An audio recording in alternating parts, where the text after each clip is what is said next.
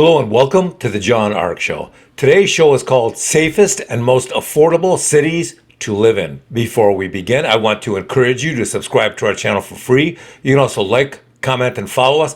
We're going to have a lot of great celebrity interviews coming up, so make sure to click on that notification bell so you can be notified every time we upload a new episode. Also, we ask that you post a link to today's show on all your social media to help spread the word. Now, let's get started. We did an analysis of what might be the safest and most affordable cities to live in, and we were surprised. Why is that? One of the things we did in our research was to look at some of the existing lists of safe cities, and we were amazed by how completely insane some of those lists were. Some lists of purported safe cities mentioned and included cities like Detroit and Baltimore on their lists. Anyone who has ever been to any of those cities knows what super high crime locations they are. If you think I'm wrong, then put on some nice jewelry, some of your most expensive jewelry, and whip out your cell phone and start walking around those cities after midnight and watch what happens. And then, right after you're robbed and your jewelry and clothes are stolen, and you're standing there with your nose and jaw broken and and you're buck naked because everything's been stolen from you, call the police and tell them it's 1 a.m. and somebody just stole your clothes, stole your jewelry, and sit back and listen to the cops laughing. The first thing they'll want to know is why you were out at 1 a.m. walking down the streets of Detroit. Were you trying to buy drugs? Are you suicidal, or are you just a moron? And as the cops on the phone start laughing even louder, then ask yourself this question. What were you thinking? What were you trying to prove?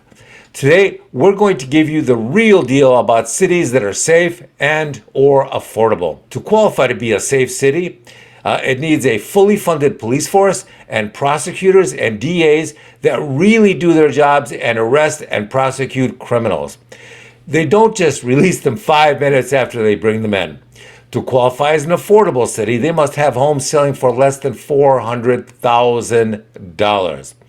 Homes in that price range should be either inside the cities or, as we mentioned, they should be near that city, somewhere on the periphery, maybe out in the suburbs somewhere, but they should be near. We believe a safe city is of no use if it's not affordable, and an affordable city is of no use if it's not safe. You can buy a house in Detroit for $1,000, but you probably wouldn't survive long there, and your kids would probably be attacked and robbed every day on the way to or from school. So here are some of the cities that we believe might be safe and affordable if you're willing to look in the rural areas that surround them. Rural areas, farm areas, tend to be much safer than many cities in general. The first city on our list is Orlando, Florida. The nice thing about Florida is that most of their cities still enforce the rule of law. The police show up when you call 911. They're also getting rid of the insane ideologies and crazy belief systems that attack and brainwash children in their school systems. The economy in Orlando and most of Florida is thriving and growing and generating jobs. The cheapest state nationwide is Illinois, where the monthly median sale price of a home last year was $133,000. Ohio and Oklahoma came in as the country's second and third cheapest state at a monthly median sale price for homes last year of $155,000 and $175,000 respectively. If you work remotely and can travel to other cities, then you should consider living in places like Tennessee. Cities there do not levy an income tax on their people, and that'll make a big difference in their quality of life. Nashville is a fast-growing town with lots of tourism, but that's not the greatest thing about Nashville. The best thing is the super friendly, polite, and very kind Southern culture that you have in Nashville. They should legally change the name of Nashville to Our People Are Very Nice, and we have very little crime here. But if you're not kind, if you're coming to Tennessee from some of the insane places like California or New York or Chicago, and you're trying to bring your insane politics or crime or your mentally ill belief systems to Tennessee, then you will quickly be discouraged from doing that. Southerners are super polite and respectful, but if you go down there with your drug trafficking business, or your child molestation or child trafficking tendencies, or your insane belief systems, then they will arrest you and they will prosecute you and they will put you in prison. And for people coming from New York, Chicago, or California trying to relocate to Tennessee or some of the other states, then we believe they'll be shocked and unable to live in a state where the laws are actually enforced. Southern prisons are full of lunatics who came from New York and California and thought they could commit the same crimes that they were accustomed to committing in the places they came from. Southerners love people coming from all over America to live there, but do you know what else Southerners love? They love arresting criminals. Always keep that in mind.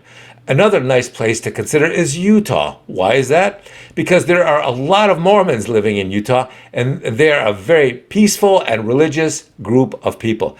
If you have ever traveled through Utah and its Mormon community, then you'll be immediately taken aback by how peaceful and kind the people of Utah and its Mormons are. We think it would be a great place to live because of its affordability and its safety and its people. Now, you don't have to be Mormon to live in their communities. Do you know another religious community that a lot of very clever non-religious people are moving to? Well, it's called Lancaster, Pennsylvania, and its surrounding areas. Why is that?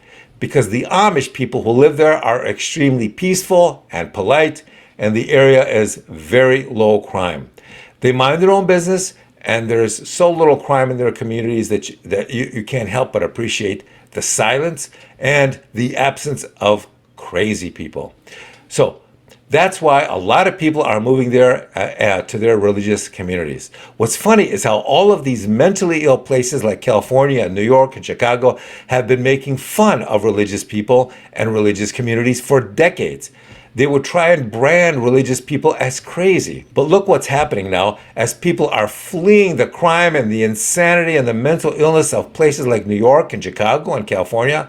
And what are they doing? They're desperately trying to find a religious community to move to. Just look at Texas, for example. It's a massive state with a population of law-abiding citizens. But look at Austin, Texas. That's where all the transplanted lunatics from California and New York are going to. That's where all the crazies from Hollywood are going to. And what has that led to? Austin has now exploded with crime. It's exploded with homelessness and drug problems. Austin's streets are full of drug addicts from California now living in tents on the sidewalks of Austin. The Austin police have had their budgets slashed, so now they can't afford to fight crime in Austin, and most importantly, other police officers are refusing to apply for jobs in there because they know how insane their politicians are. Now, that does not go for the other cities in Texas. Those cities are law-abiding. They're arresting lunatics left and right. They're peaceful. There's no insanity. They're not overrun with the homeless people from California. They're just really, really nice to live in. With that, I want to thank you for watching. I want to encourage you to subscribe to our channel for free. You can also like, comment, and follow us. We're going to have a lot of great celebrity interviews coming up. So make sure to click on the notification bell so you can be notified every time we upload a new episode. Also, we ask that you post a link to today's show of our episode on all your social media to help spread the word.